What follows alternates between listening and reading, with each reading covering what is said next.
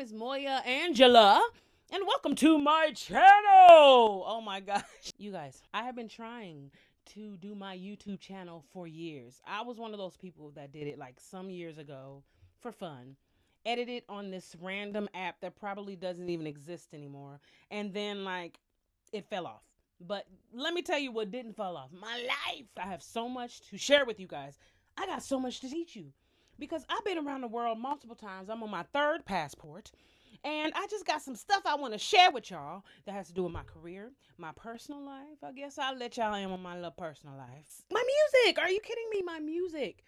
Which is half of the reason why I'm in this seat today. The other reason is because of my music, my gift that God gave me that has taken me all over the world multiple times. You understand? So I want to share all of that with you guys. And honestly, I feel like this can be therapy for all of us. Like, we can all be in therapy, with my life, because let me tell y'all, it got real for quite some time. I may have hit some curveballs and fell on my face many times and had to move so many times. I have lost count, but I am in a more permanent position.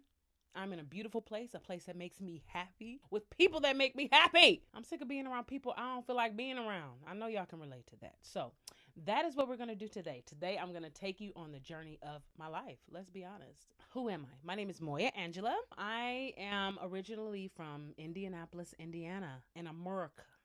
Yeah, there's more than corn in Indiana. Believe that. No, there's not. There's literally not more than corn. There is only corn. Do you understand me? You understand what I'm saying? You are from North Central High School. Yo, you rock! Understand that. And in my school, all I did was sing and act and not necessarily go to class. You understand? I wasn't very studious, but you know what? That's neither here nor there. What do? I'm an entertainer. Can you not tell? Did I not bring it to you already? Is it not obvious what I do? I'm an entertainer, but when I say entertainer, I'm not saying like I'm a comedian and I'm here to make you laugh. I am legitimately an entertainer. I am a singer-songwriter. I am a musical theater performer. I am a published songwriter. I be writing songs, y'all. It's kind of funny. We'll get to that. And so that is what I do. It's more specifically what I do. I'll get into that in a second. Why am I here? I'm here because I like to talk. No, for real. I was recently told I talk too much. I got a lot to say. So I'm here because I feel like I have so much to tell you guys from my career and the journey it's been on, which is a lot of what I'm going to talk about today, because I feel like that is like so much of who I am. You know why? Because my career is my passion. Like, I actually love what I do. So, like, I'm actually here to share that with you. And YouTube is just like a plus because, like, I get to share with so many people at the same time. Anyway, so basically that's why I'm here. I am here to create a community amongst people that are like-minded like me. I mean, why am I here? I mean, honestly, I had to really think about this one, but I think this is the most important part of being here to talk to you guys today. I want to nurture a like-minded community that is not scared to speak out amongst their peers and stand up for what is right. I'm an artist, and let me tell you something. I'm serious about my stuff. So I just want to use some situations that I've been through when it comes to the music business in itself, because I am a singer-songwriter, and when it just comes to nurturing your craft in general, and how not to let people step all over you and not give you the opportunity to be who you know you're supposed to be. Okay? That's really why I'm here. I want to get to know you, and I want to bring you into my world, and I want to be there for you, and we're going to be there for each other. All right. I want to talk about my family. Woo, they crazy. I'm telling y'all. Y'all ready? Because they are crazy. And you're going to see some of them. Yeah. And, just bringing you into like a day in my life and maybe some vlogging here and there, but not so much. Not as much as the other stuff. And yeah, that's why I'm here. I went to school at Kentucky State University in Kentucky, Frankfort, Kentucky to be exact. And it was a HBCU. So you have to know that I got the full HBCU experience. I even was band manager because I wanted to know what was up. And I was in choir there. So I met so many amazing Black, beautiful women who sang and had a big voice and had a big personality like me. So I was able to really hone my craft. You understand? I was classically trained. And I used to do operas, and we used to sing classical music and spirituals and things like that. Anyway, I've always had a big voice, and I've always known that I needed to be classically trained. Like, classical training is like the most intense training a vocalist can get. And I knew I had a big mouth and a very strong instrument. So I wanted to be able to hone it in a way that I knew I had full control over my instrument. It was so important to me to do that. And I don't even know what gave me the idea to do that, because it wasn't like somebody was like, hey, Moya, you need to be classically trained because of the kind of voice you have. It was just that, like, you know how you follow your gut and it tells you like where you're supposed to be in life. And you're like, okay, gut, here we go. And then you go for it. And it's actually the best decision you ever made. And let me tell you, I had some of the best teachers ever at Kentucky State University. I met some of the most amazing people. Some of these people are still in my life to this day, and they're not going nowhere, because that was just such a really rich time in my life. It was like a time when I really got to figure out what I wanted to do. But let me tell you, what I wanted to do was sing on somebody's stage. So I left Kentucky State University in my 4th year. I did not graduate. Let me tell you the real story. One of my friends was going on some big audition in Cincinnati. Cincinnati's like an hour and some change away from where my school is. She's like, hey girl, let's go to this audition. And I'm like, what's it for? She's like, it's for The Lion King. And I'm like, okay, like, sign me up. I was in college. The night before, I swear that was like the biggest party I had ever went to in my whole college career. I was so lit. Now, I'm going to keep it honest with y'all. I was in college. I am not in college. I think it was you. Have you ever woke up the next day from like a hangover and you almost have to do the same thing that got you the hangover in order to function? Yeah, that was me. Mind you, we was lit. We had to drive. We had to drive to Cincinnati from where we were. What a journey that was. Let me tell you, because when you lit, that ain't it. So we get to the audition, and there's not really that many people there. And if you know anything about a Broadway audition, there's usually a lot of people there. But because it was like an off city, there was no one there.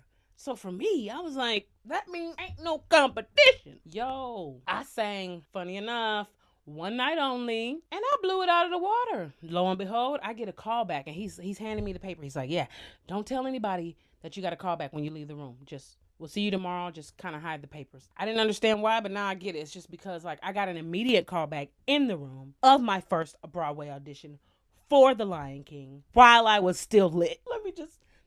That's the breakdown. So I was just like, okay, well, anyway. So at this point, like, she was the ride there. So, like, I have to figure out how I'm going to get to my callback, because she mad at me because I made the cut and she didn't. Story of my life. So I went back to the callback. I did the same thing as I did the first time. They were like, we love it. That was brilliant. Hopefully we'll be in touch. Things like this, you have to, like, throw them to the wind and never think about them again, because you don't never know if and when you're going to get that phone call again. And let me tell you, if you sit at home and be worried about that phone call, trust me, that phone call ain't never going to come. You have to ignore it. Tip number 1, ignore the phone call. Do not give in to the phone call. Like, don't wait. Don't wait. Don't sit at your phone waiting on a phone call. You understand? You got to move on. Go wash your dishes. Go bake some cookies. Forget the phone call. I forgot the phone call. A few months later, we would love it if you could join the company of the Lion King. Hey, probably from the time of my audition, it was probably about 4.5 to 5 months. Like, what I tell you, forget about the phone call. Like, you cannot worry about the phone call. You absolutely have to forget the phone call. The phone call happens, and they're like, hey, girl, can you come? And we'd love to have you in our show and to meet the touring company of the Lion King National Tour. What? Huh? This was my first Broadway audition. I had never done any other audition. I haven't even graduated college. And I didn't graduate college, because you better believe I went on that tour for the Lion King. And that starts my journey of Broadway musical. Guys, I recorded so much of this video and I did not turn the sound on. I'm new to this, not necessarily true to this. All right, so I did the Lion King, and I loved it. Going on tour and doing that show, I was a swing in the show, which means I covered 9 different roles. See, that's the stuff they don't tell you. You audition for stuff, they're like, yeah, we'd love you to do the hardest track in the show. But I learned a lot. I'm a good swing. The thing about being a swing, something that you need to know. Being a swing is much different than being a standby. Being a standby, you only cover a few roles. Being a swing, you cover a lot of different roles. It's tough. You have to like really have your life organized because sometimes you be on stage and you have to be two different people in the scene, be another person. It is overwhelming. Sometimes you might have to play the principal role you cover and then go into the ensemble track depending on if they're short on people. It's not easy. It's not for the faint of heart. It takes a specific type of person to be a swing. Yeah. And so it was a really amazing show. I did it for like 2.5 years. Did it in Vegas, which was awesome. Tell you about my little stint in Vegas later. But that was just such a magical time in my life. It was like, how could your first show you book The Lion King? Honestly. Whew, I was so proud of myself. I'm not going to lie. I was very proud of myself. And then I went home and I went on a break. And I just remember this time. This was a really rough time because when you go from something so high and then you go back home to selling socks at flea market. That's what I did. I went home and I sold socks at a flea market. Okay? You got to do what you got to do. But it was rough times. I'm not going to lie. It was rough times. My phone was not on. And my mom was a little annoyed by that. So one day she called me. She's like, hey, girl, can we get that phone cut back on? Because I'm tired of not being able to contact you. I'm like, yeah, Mom, if you got the money, I got the time, honey. So she got my phone cut back on. I got a phone call from Bender Casting in New York City asking me to fly there and audition for the role of Effie White in Dreamgirls. Huh? Yeah. Now I got to go back to selling more socks so I can get on this plane to do this thing that's going to change my life. So I went home. My Auntie Margaret, my mom, and my dad, they put together their coins and they got me a plane ticket. I called my best friend at the time who was living in New York City. Hey! I'm coming. I'm going to be on your couch. He was excited to have me. So excited. It was just like such an exciting time. I was so young and dumb and didn't know a daggone thing. Flew to New York, did the audition, made it past the first round. I was really proud of myself. Yo, I was so proud of myself. I didn't know what to do with myself. Let me make it very clear, though. It is really important at this stage in your life that this is another phone call that you have to ignore. This was probably the worst time. I had just practiced ignoring phone calls. I didn't even have a phone before I went to this audition. But when I got back, I really had to like put this on a real back burner. Yo, remember that? Remember I told you, you have to ignore it. And I ignored it a month later. You see why I say you got to ignore it? A month later, they were like, we would love to have you back for round 2. This time it is at the Apollo Theater. Huh? Okay, so I went to the Apollo Theater with the help of my family because I was still selling socks, y'all. I didn't have no money. I didn't come back with no money. I had to go back to selling socks. Yeah? So I went back to selling socks and flew to New York, did round 2. Round 2 was rough. Whew. The difference between this audition and any audition I've ever done is normally you go in a room and you are by yourself with the other people behind the table. In this audition, they wanted us all to be on stage and do this. So that means that I had to watch the people who I was up against, and they had to watch me. That can be very intimidating. But tip number 2, stretch your stuff. Who cares who's watching? Do what you have to do. This is your moment to shine. The world will not wait on you. Tomorrow is not promised. Do what you got to do.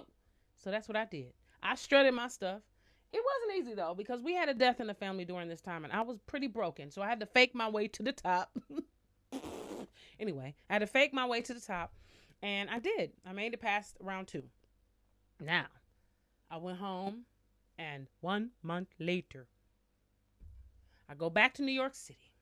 I see Bender Casting, Jay Bender at Bender Casting, and they were just making sure I was on my P's and Q's and ready to go, that I looked flawless, that I was ready, that I was giving dream girls, honey. And so I went and I did my ultimate best because that's all I can do. Now, one thing that if you ain't never been in a Broadway audition or any big audition like that, let me explain. You go in the room the first round, there's 5 people behind the table to judge you. The second round, maybe there's 10 people. By that last round, it's about 20 people staring at you, judging you. It's hard. It's not fun. It's the most stress you'll ever have in your life. And it was very much that.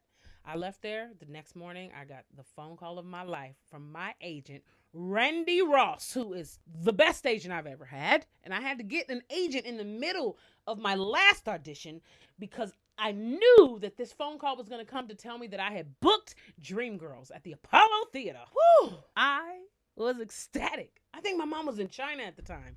My dad, I called him. I think I spent my last little minutes calling my dad because, it was a minute, pay by the minute phone. Yeah. Yo, I was so grateful, and I was the beginning of the hardest job I've ever done. I did that show for a year and some change, and it took everything out of me. Everything. I had to take a year off. Tip number 3, pour into yourself when it is necessary. When you do a big job or a big project or big anything in your life and you feel burnt out and wore out, pour into yourself, take the break, take the time. And that's what I did. I took the time off. I think after that time off, I ended up going to the Vegas company of the Lion King. Then I was like back and forth, in and out of different shows. I did Ghost the Musical at that time. It was magical. I ended up deciding I wanted to go out west. I had family out there. My sister was there. And I wanted to do the Hollywood thing. I was like, okay, I did the Apollo thing. I toured. I was a leading lady. I was in the ensemble from the first bow to the last bow. And you know what that means in musical theater. That's a big deal. In one contract, I feel grateful. My next job, I was like, I don't need all of that. So I ended up going out to LA thinking I could do the Hollywood thing. And let me tell you, Hollywood did me. Okay. I wasn't auditioning for anything because I wasn't good enough. I needed to put in some work. I went to some acting classes, learned how to self-tape, learned how to put myself on film, and learned what kind of performer I was, what kind of actress I was. Very challenging time. I didn't know what to do with myself. And I think at that time, I also decided that I was going to try my luck at Vegas because I might as well try that too. So I tried that, went out there, was about to be in some girls group, ended up living with some girl. And during that time, I ended up doing America's Got Talent. Yo, what an experience. If you want a video on exactly what happened during that experience, please comment below and I will do one of those separately. Woo, that was a lot. That took a lot out of me. It was a lot of work, that America's Got Talent. I think the only reason why it was so tough though is because I ended up doing a production of Dreamgirls in LA at the same time as I was doing America's Got Talent, which is actually dumb. I'm an idiot. Who does that? Honestly, who does that? Who does a whole big, hard, ridiculous show while they're doing a whole big, hard, ridiculous show? Me? I do. Me do. So, I did America's Got Talent. It was cool. Took a lot of work out of me. I ended up going to Tokyo with Dreamgirls in the middle of America's Got Talent. I don't know how I pulled it off, but I did. No. In the middle of America's Got Talent, I booked a Broadway show. I booked one of the best shows I have ever been a part of, and that was called In Transit. In Transit was the first a cappella musical, but it also got me my first principal role on Broadway. I was so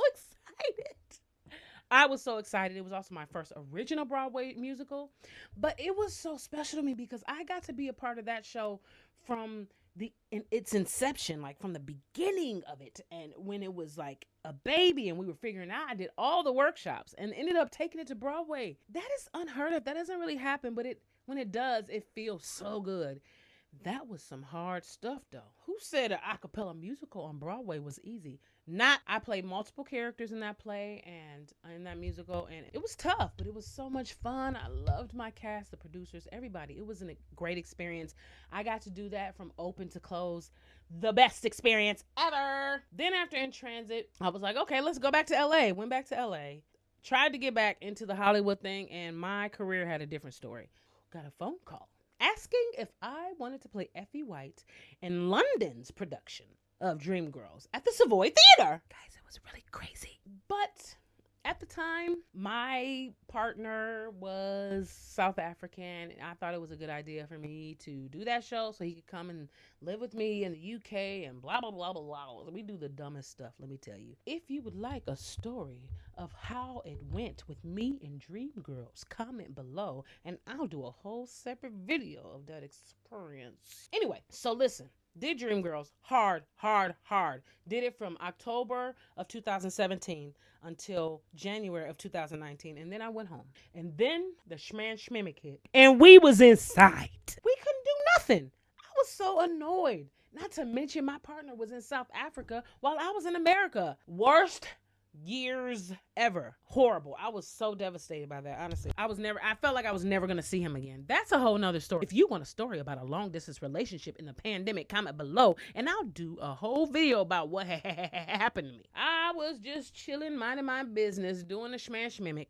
I got an email from some producers who wanted me to sing on one of their songs, and they needed a powerhouse vocalist. That's me. So I did the do.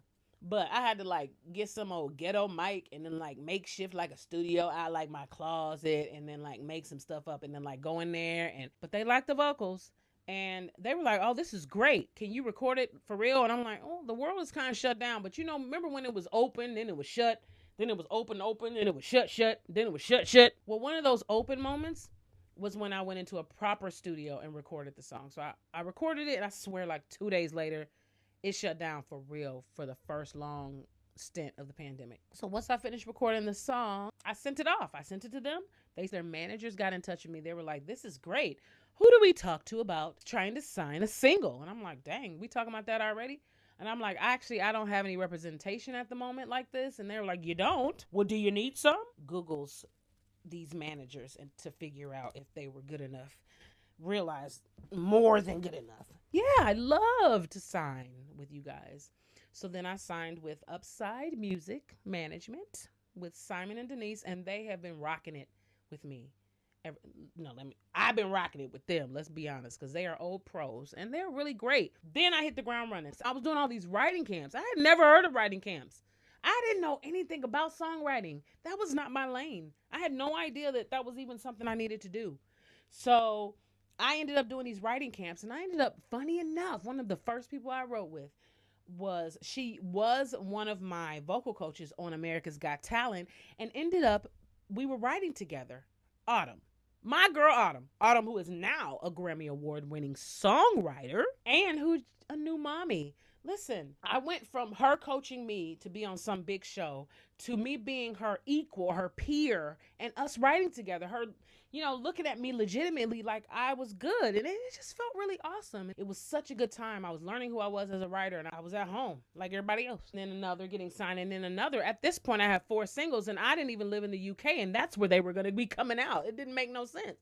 So, in the schmimick, I decided to pack up all my stuff, take every coin I owned, and then I moved to the United Kingdom. I had to get a visa. I had to work. It was time to make this money. No, it wasn't. The world was closed. Ain't nobody making no money. It was time to get this visa. I ended up getting a global talent visa. A global talent visa is like a specialty visa, but it's really hard to get because you have a potential leader in your field. Well, luckily, I'm a leader in my field. But that process was so complicated because in a time when you couldn't really depend on anybody, I had to depend on somebody to write these letters of recognition, and like people had to vouch for me being who I was, and big people like Sonia Friedman, the producer of Harry Potter. How am I supposed to get her to write measly on me a letter because she was a producer in Dreamgirls? If you want me to talk about my global talent visa and that process, comment below and I'll make a whole video about it because it's intense. She wrote this letter. Many other people wrote it. 3 people to be exact. 3 big people in my life and career. But I was so grateful because without that letter, I wouldn't be here today. Anyway, they wrote the letter of endorsement. I had to send it to the Arts Council. The Arts Council had to then say yes. I then got to apply for my visa. And then I did. And it really didn't take that long. I think it didn't take that long because we're in the middle of a pandemic. I think no other idiot would be trying to get a visa to work in a place that ain't no jobs. Me idiot. So I ended up going through that process. I ended up getting the visa, which I was very happy about. And my first job, no, it was not at a theater doing work. So believe it or not, my first job was not a show because like the last thing to open was shows and theaters. It was absolutely impossible for me to start there. So the good thing about a global talent visa is you can do whatever job you want. Mine is like being a sportscaster or something, but like, why would I want to do that? Anyway, you can do whatever job you want. So I was able to work at a school. I ended up being a teaching assistant at a school, which I really love. I was going to school at Kentucky State University with a degree in music education. So like child development, all things children, like I love it. I honestly do. So it makes me happy to see the growth. That's why I like teaching music, because I love to have students come my way and they're not feeling their best confidence-wise vocally, and then I help them get to that next level. It's just such a magical thing to me. So that's what I was doing for a while, and then finally the last thing to open was theaters, which is so hard. And then when they did open, it was so complicated. The process to perform was so complicated. Like, it was so complicated that I can't even explain it. It was really, really complicated. Like the things we had to do just to sing and dance for y'all. Okay? It was also a little scary too. It was just a very nerve-wracking time. But the good news is I got a call from the Lion King asking me if I would come and join them when the show opened back up. A lot of shows did like a cast and a B cast to allow for people to get sick, and you could just have somebody just jump right in there without having to like go find people, rehearse them, and all that stuff. So we rehearsed, we sat and stayed in a whole separate building, like a B cast. That's what we call it. And it was coming back during that time, rough. So that was a really interesting time. Me going back into The Lion King. Not too long after I was in the show, I got pregnant. And that was a really, really special time in my life because it was very unplanned, but it was right on time, you know? And I absolutely adore my daughter. It was a nice like sit back and relax. See, the whole thing about me being in London was what I wanted to sit down and I wanted to plant my feet on solid ground. I had been touring and traveling and moving around the US and moving around Europe and doing all kinds of things, but I just wanted to be still. So having a child was the best way to create that serious stability that I needed. Tip number 4, know when to just be still and focus. That's what I did. I was still and I focused and I was focusing on being a mommy and like what was next for me. So then I started doing voiceovers and it was awesome. I think it was a Nespresso commercial. It was. No, I think it was a Nespresso commercial. And them coins got me my first flat. I was so happy about that. Oh, it was such a beautiful flat. Oh my God. I felt like I was in the lap of luxury. I felt like it was a far cry from selling socks, I tell you. So yeah, I moved into that flat and I was still working with The Lion King. And then after I had my baby, I was like, how can I get back in the game without feeling like I have to fully compromise who I am as an artist, but also give my all to my baby girl? So I got in Newsies. Oh my God. That was a great I'm back in the game show for a new mommy. Those producers were so on top of it. And that baby of mine was at every single rehearsal. Do you understand me? She went to every rehearsal. She was at every single day of tech rehearsal. And every single day after that, when the show opened, that girl was in my dressing room every single day. They knew how to handle that situation. They were so open to figuring it out with me, and they didn't bother me about it. They trusted me, and I trusted them. And I think that's what we need in this business. We need to create more opportunities for moms and parents to do what we do. If y'all in this business, you know what I'm saying is true and that it's not happening. It is that I'm very passionate about this. Can you tell? It was such a good show back for a new mommy.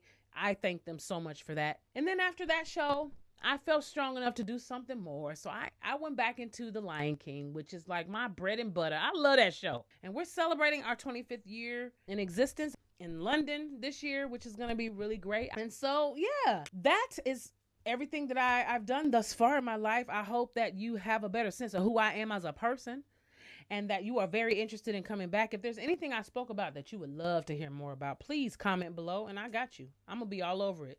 This page was to build a community, to tell you who I am so that you guys can engage with me so I can learn more about what your needs are, who you are. I'm so glad you're here.